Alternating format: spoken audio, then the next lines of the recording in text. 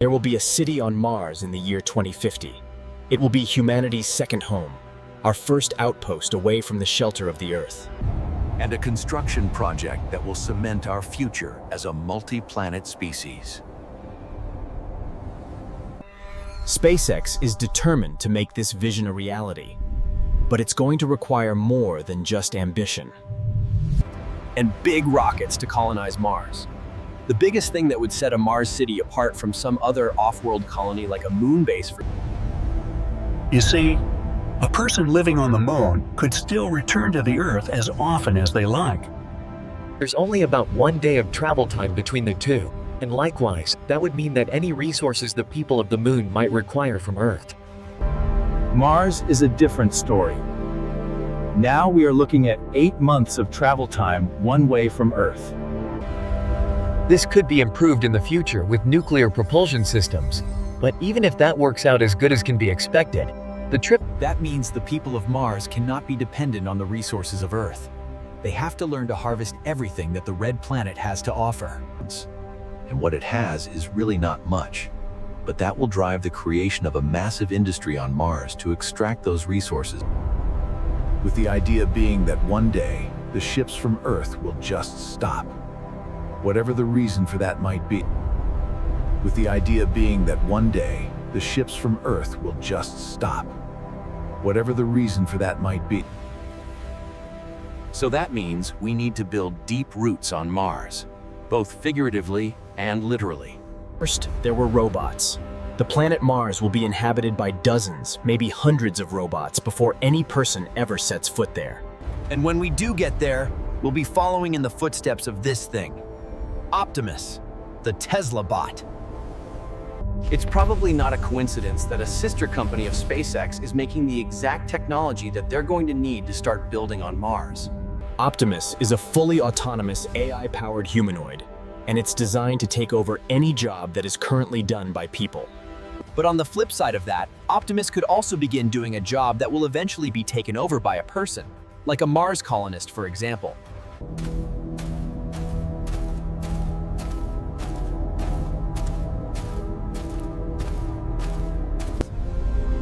It may have worked for the Europeans colonizing the New World, but the journey to Mars will be by far the most dangerous. The surface of Mars is colder than Antarctica. It's drier than the Sahara Desert, but with even bigger dust storms. And the atmosphere is so thin that liquid can't even exist. There's just not enough pressure to hold it together. So what you get is instant evaporation. People are mostly liquid, so outside of a pressure suit on Mars, you would instantly. And even if you did stay safe inside your suit, you're still likely to get a heavy dose of radiation. The lack of atmosphere out there means that there's almost nothing separating the Martian surface from the colossal nuclear. This is why SpaceX has already made their plan to launch the first ships to Mars with Optimus robots on board. Optimistically, this could happen as early as 2026. SpaceX has a roadmap that shows 5 Starship landers heading to Mars. Now, the only real goal of that first transit will be to land at least one ship without crashing. That's why they want to send more than one at a time, because there will probably be a learning curve. One of the things we know about SpaceX is that they learn through trial and error, and oftentimes that means stuff blows up at first. But once they get it right, they're able to lock in and just keep executing very consistently.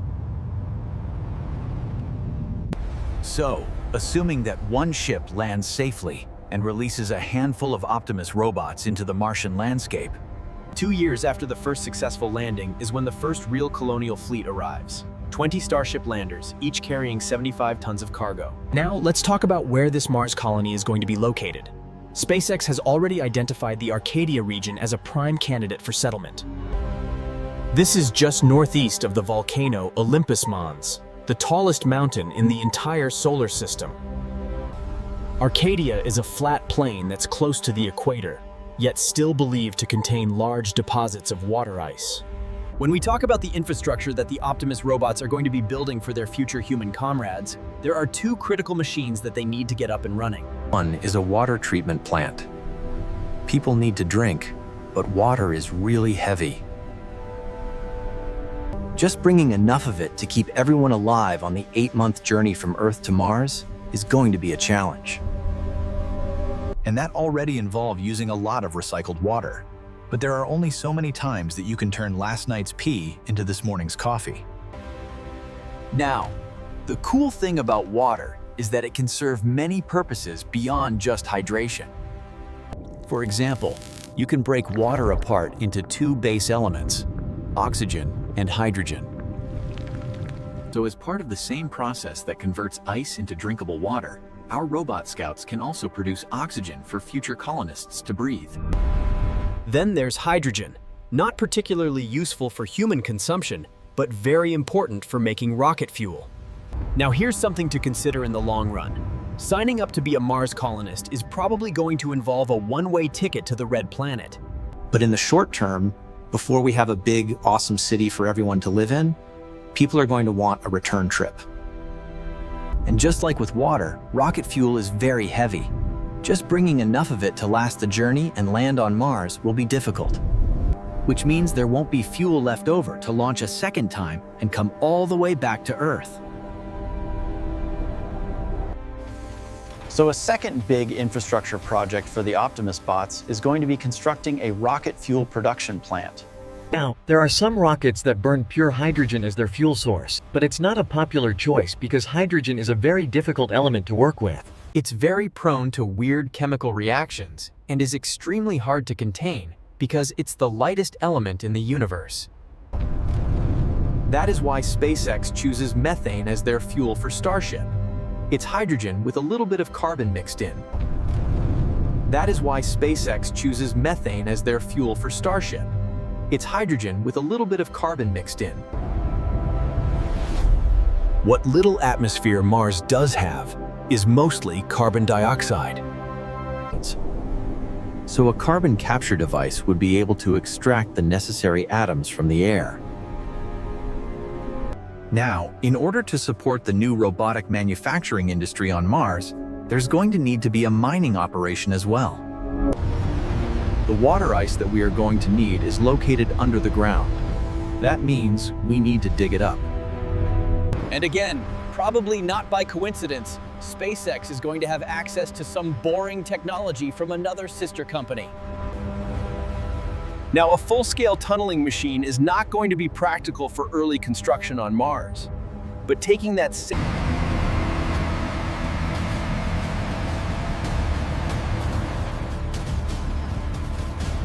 and that is where we end up about 2 years after our first large-scale robot landing. This could be as early as the year 2030. There's nothing wrong with a little optimism from time to time. And now it's time for the first people to arrive on Mars as part of this massive Starship fleet. There are going to be 2 new construction projects that need to begin once the first human settlers arrive. Is a power plant. Up until now, the robots have only needed enough electricity to recharge their batteries, something that could easily be handled by a few solar panels. But now that people are here, their energy needs are going to be much higher. So once the power plant is ready, all of the infrastructure that the robots have been building gets turned on. Life support systems that provide oxygen, water, heat, and air pressure need to run 24/7. The length of one day on Mars is almost exactly the same as a day on Earth, which means that every 12 hours... And that means solar panels need to be hooked up to batteries. Big ones. By now, we can probably say it's not a coincidence that Tesla has been manufacturing large battery storage systems that they call the Megapack. You can fit a couple of these inside of a Starship lander, and just one Megapack can power a small town for a couple of hours. But Starship is also not an ideal long-term home. It's very tall and narrow, and you have to take an elevator every time to get in or out. So now, people and Optimus bots work together to build the first permanent habitat on Mars. These habitats can take many forms. The first one that comes to mind for most people is going to be a big glass dome. And that's maybe something we can figure out a lot further down the line of city construction, but for the first Martian homestead, that's just way too hard.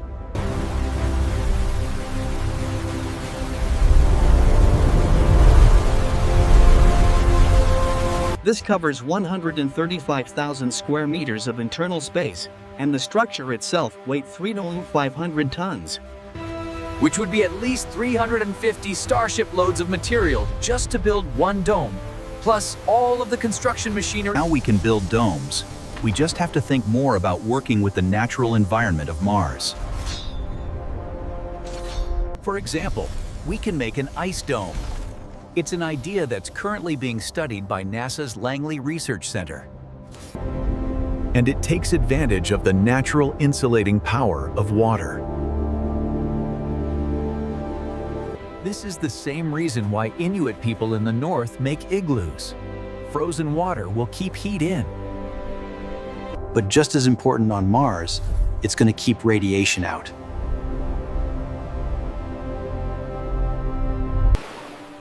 You see, water is actually one of the best shields against deadly radiation from the sun. The ice dome begins with an inflatable donut-shaped module at its base. Then a solid mold for the dome shape goes up around that. And finally, autonomous robots would fill the dome with water ice sourced from the Martian surface. The ice would be translucent enough to allow natural light to shine through, which is going to benefit the natural conditions. This makes the ice dome ideal for a house, but it might lack the versatility required for bigger and more diverse infrastructure. So keeping the inflatable module at the core, which is something that we can make on Earth in pretty much any shape and size we might need. And then again, we need to take advantage of local resources. So if ice mining operations are going to keep progressing as humans arrive, and we're going to end up with plenty of rock. We already looked at using this mining waste to make asphalt, but for building a sturdy shell around an inflatable house, we'll need... In order to do this on Mars, you need a binder. That's going to help the rocks stick together and form into a solid material. And this binding agent is also going to be easy to find in our Mars colony, because it's going to come from human waste. This is a concept often referred to as astrocrete or biocrete, and it actually turns the bodily fluids of astronauts into a building material. The idea for biocrete comes from a study at the University of Manchester, and they've tested this process using human blood, sweat, and urine. Now, for an ideal Mars colony, we would hope to avoid shedding too much blood and sweat. But assuming we can all stay hydrated... We know that it's possible to extract drinkable water from our pee, but there's also a lot of waste product that gets filtered out. That's called urea. And that's the good stuff. It can actually be mixed with the soil on Mars to make a concrete even stronger than what we build with today on Earth. I know that sounds crazy, but medieval stonemasons actually used to mix animal blood into their mortar when they were building castles to make it strong. And then there's food, which is arguably going to be one of, if not the hardest aspect of a self-sustaining city on Mars. Just like water and fuel, there's only so much food we can possibly bring down along with us from Earth. So at some point, we will need an abundant supply of Mars-grown nutrition. Farming is difficult under any circumstance, even on Earth. It's one of the toughest jobs around. But Mars poses a unique challenge to growing food. The soil is literally toxic. Martian soil is laced with something we call perchlorates, which contain chlorine, which is the stuff we put in swimming pools to stop bacteria from growing. So the same goes for anything you might want to plant in Mars soil. The perchlorates are going to stop it from growing. And that leaves us with two solutions that are about equally challenging.